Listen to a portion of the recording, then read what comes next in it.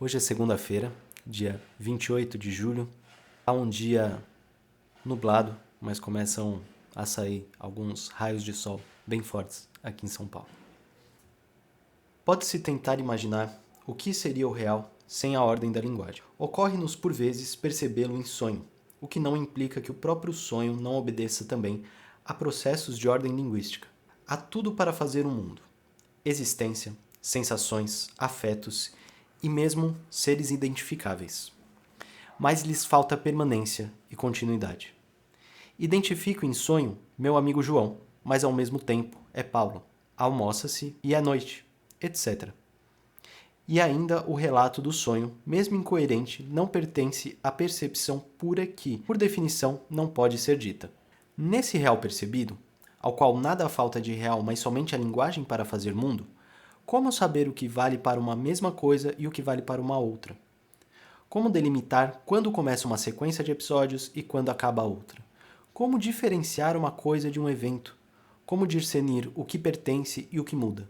Como separar o evento do afeto? Como determinar o que depende de mim e o que não depende de mim?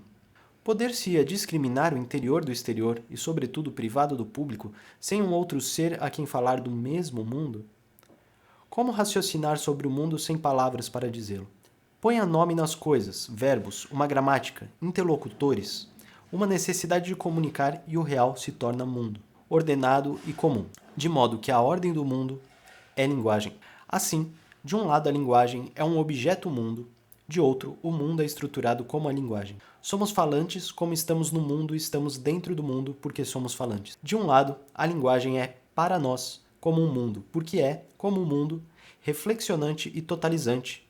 De outro, o mundo é, pela linguagem, uma ordem total e uma realidade partilhada. Suponhamos, portanto, que queiramos caracterizar a maneira pelo qual o mundo nos apareceria em seus contornos mais gerais. Analisar as entidades que o povoam ou a ordem que reina nele. As duas teses precedentes pareceriam indicar uma mesma via que tornaria acessível este objeto quimérico. Da primeira, poderíamos tirar uma regra de método, tacitamente reconhecida por muitas correntes filosóficas contemporâneas. Se queremos continuar a interrogar o mundo como um todo, à maneira dos filósofos clássicos, e se não podemos mais interrogar o próprio mundo como fazia a metafísica, é preciso interrogar um objeto-mundo que toma o seu lugar, como a consciência ou a linguagem. E essa regra hipotética encontra na segunda tese, ao mesmo tempo, sua justificação e o motivo de sua formulação categórica. Sua justificação. A linguagem é tanto mais apta a ocupar o lugar de mundo quanto o real não seria mundo, para nós, sem a linguagem. Sua categorização. De fato, não podemos interrogar o próprio mundo, já que só nos apareceria através da linguagem. Mas qual é exatamente o alcance da tese segundo a qual o mundo está estruturado como linguagem? De fato, a dificuldade é dupla. Pode-se saber o que depende do mundo e o que depende da linguagem? E por outro lado, pode-se saber o que depende do real e o que depende do mundo? Os dois problemas têm talvez a mesma solução, se nos lembrarmos que a linguagem é uma ordem total e comum que nos faz aparecer o real como um mundo. Isso é, como uma ordem total e comum. Admitamos, então, uma posição crítica, que é, para empregar o vocabulário de Putnam, uma espécie de realismo interno à linguagem geral. Admitamos que não há sentido em distinguir o que depende da linguagem e o que depende do mundo. Não existe nada no mundo que não seja na linguagem. E não existe nada que constitua a linguagem que não constitua o mundo. Admitamos, noutros termos, que a linguagem enquanto tal é o mundo enquanto tal. Isso é, não tal ou tal língua particular, mas as condições gerais e necessárias que nos permitem falar e, portanto, dizer a ordem total que nos é comum. É o mundo, isso é, não o real, mas as condições gerais e necessárias que permitem ao real aparecer-nos como uma ordem total e comum. É essa via crítica que será empregada ao longo deste trabalho, e nos serviremos, para tanto, de alguns conceitos críticos, como aquele de linguagem-mundo ou de fala-mundo. Esses conceitos significam isto: nada podemos saber, em todo caso nada podemos dizer, do mundo, a não ser a maneira pela qual ele nos aparece na linguagem, e é-nos, por conseguinte, impossível distingui-los um do outro. A tese crítica que nos propomos a defender tenta evitar tanto a resposta do dogmatismo metafísico quanto aquela do relativismo linguístico. Para o dogmatismo metafísico, o que podemos dizer do mundo é uma questão sobre o mundo. Para esse dogmatismo, que é uma variante do ponto de vista que Putnam chama de externalista, o mundo é constituído de entidades fixas. Convém, portanto, procurar saber o que é o mundo. Por exemplo, quais tipos de seres comporta? Coisas, pessoas, eventos, atos, etc. E depois dizê-lo, com possibilidades que nos oferece a linguagem. Dizer o mundo é dizer o que, por outro lado, se pode saber do mundo que é em si. O mundo, por um lado, a linguagem, por outro, esta é apenas o meio de dizer aquele.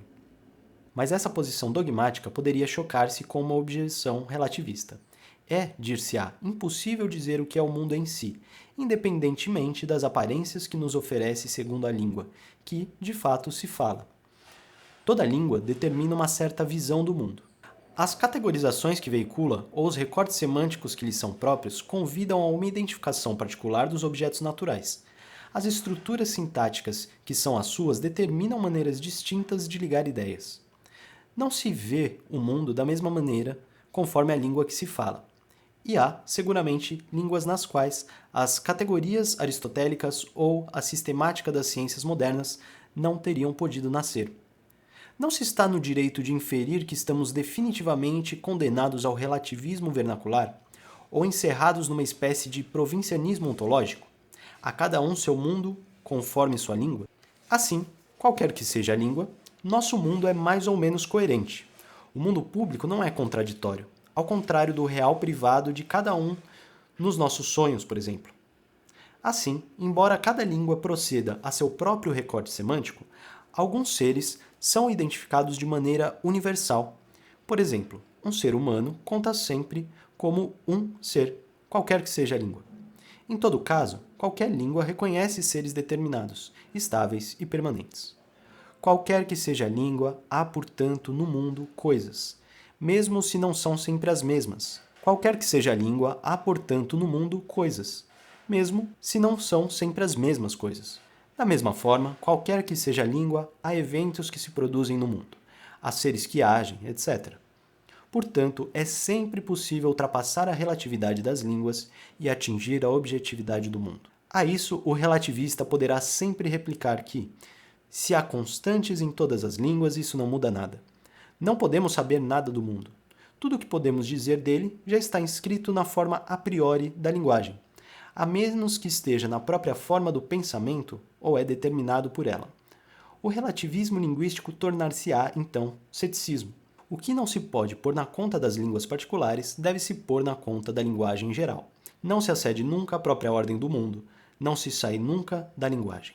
Ou ainda, na variante idealista, não se sai nunca do pensamento.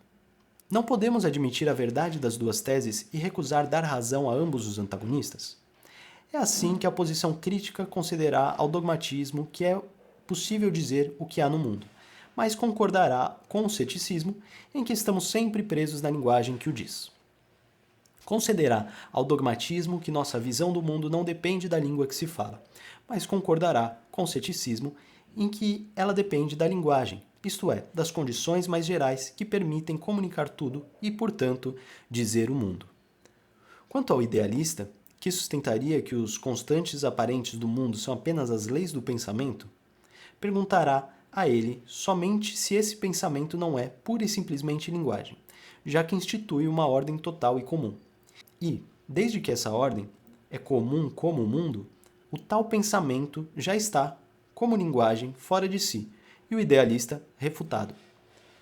Conforme a posição crítica, a forma da linguagem é a ordem do mundo. É, portanto, tão possível quanto inútil tentar separar o que depende de um e do outro. O dogmático procura dizer o que o mundo é em si, mas pode-se responder-lhe.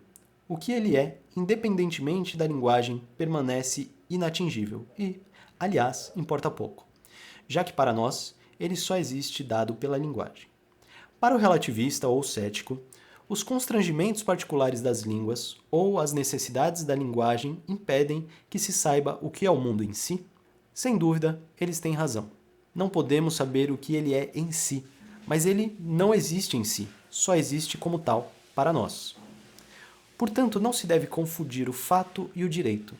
O que depende das línguas é o que depende da linguagem, isto é, das condições gerais que tornam possível a comunicação acerca de tudo o que é objetivável. O que é particular às línguas é, talvez, um obstáculo ao mundo, mas o que é geral à linguagem é uma condição dele. Se há, portanto, universais da linguagem, eles não são de fato, mas de direito. São as condições para que possamos falar-nos do mundo. Mas, se o relativista confunde o fato e o direito, o dogmático, por sua vez, é vítima do que podemos chamar de uma ilusão metafísica. Com efeito, o ponto de vista dogmático é, num certo sentido, aquele que era adotado espontaneamente pela metafísica, para retomar uma crítica que frequentemente lhe foi feita. Ela punha seus objetos ingenuamente, o ser, o sujeito, a essência, o acidente, Deus, o ato, a vontade, etc., sem interrogar preliminarmente a gramática, conforme a expressão comum a Nietzsche e a Wittgenstein, na qual foram pensados. O ponto de vista dogmático está, portanto, ligado à ilusão metafísica de que o mundo existe em si, e não conforme as regras da nossa linguagem. Essa ilusão é necessária, pois é consubstancial ao próprio uso da linguagem, é inseparável do fato de que a linguagem é um objeto mundo. A linguagem é transparente, estamos dentro e tudo aparece fora. Como seria, portanto, possível, a partir do instante em que se fala, escapar à ilusão de que o mundo existe sem linguagem? Já que falar é sempre falar do mundo e, portanto, estar pela linguagem fora da linguagem. É, ao mesmo tempo, estar dentro da linguagem e, por ela, dentro do mundo. É, portanto, natural e inevitável acreditar que o mundo dito existe sem ser dito. Descobre-se assim, do mesmo modo, o sentido crítico que podemos dar à tese segundo a qual o mundo é estruturado como a linguagem. O mundo aparente nada mais é do que tudo o que podemos dizer. E do mundo em si não podemos dizer nada. Tomemos um exemplo ao qual retornaremos. O fato de que haja para nós coisas determinadas, estáveis, permanentes, depende do fato de que elas realmente existam no mundo ou do fato de que são necessários nomes para falarmos do que é objetivável. Se não houvesse coisas no mundo, não haveria nomes para dizê-las. Mas, inversamente, suprimamos pelo pensamento todos os nomes da linguagem. Não resta para nós nenhuma coisa no mundo. De modo que é estritamente impossível saber se há coisas para nós porque podemos nomeá-las ou se podemos nomear as coisas porque há coisas no mundo. Assim, para saber o que é este mundo, basta saber como dizemos necessariamente. Reencontraremos aqui, portanto, de um outro modo, a preocupação de Strawson, quando descobria, em Les Indivíduos, a ontologia subjacente a nosso discurso ordinário e, notadamente, a predicação, e os traços estruturais e gerais do esquema conceitual que nos torna capazes de designar indivíduos no mundo. Mas não é desse problema particular que partiremos. A posição crítica levar-nos-á menos a analisar o esquema conceitual, que de fato é o nosso, apesar da importância que seremos levados nós também a reconhecer na estrutura predicativa, do que a nos perguntar o que, na linguagem, torna, de direito, possíveis certas aparências mais gerais do mundo e certos conceitos metafísicos destinados a dar sua razão. Tentaremos aqui, portanto, passar da questão o que é que constitui o mundo à questão o que deve ser o mundo para que possamos dizê-lo. E essa conversão de uma posição metafísica a uma posição crítica, trataremos de efetuá-la a respeito de cada traço do mundo aparente que nos encontraremos, que não é contraditório, que nele existem coisas de que queremos saber o que são e eventos de que queremos saber por que ocorrem, e que nele existem também pessoas de que nos perguntamos quem são e o que fazem. Cada vez revelar-se-á necessária a passagem daquilo que podemos dizer do mundo àquilo que podemos dizer dele. Dessa modificação de acento é preciso inicialmente esperar uma questão nova. Que deve ser a linguagem para que este mundo nos apareça? Mas está-se também no direito de esperar alguns efeitos em outros tipos de problemas, sejam eles metafísicos, lógicos ou mesmo éticos, pois o questionamento crítico engendra questões mais particulares. Por exemplo, como dizer o mundo para compreendê-lo? Como falar dele para agir sobre ele? E outra ainda, se é preciso abrir lugar para interrogações de ficção crítica, como apareceria o mundo sob outras condições de linguagem? Que deveria ser a linguagem para que os outros mundos aparecessem? Para que se possa tudo saber? Para que não se possa mais agir? No final das contas, nada obriga a filosofia a descrever. Ela também pode ser muito bem sonhar na impossibilidade de poder agir. Francis Wolff Dizer Mundo, páginas 17 a 23, Discurso Editorial, 1999. Até a próxima!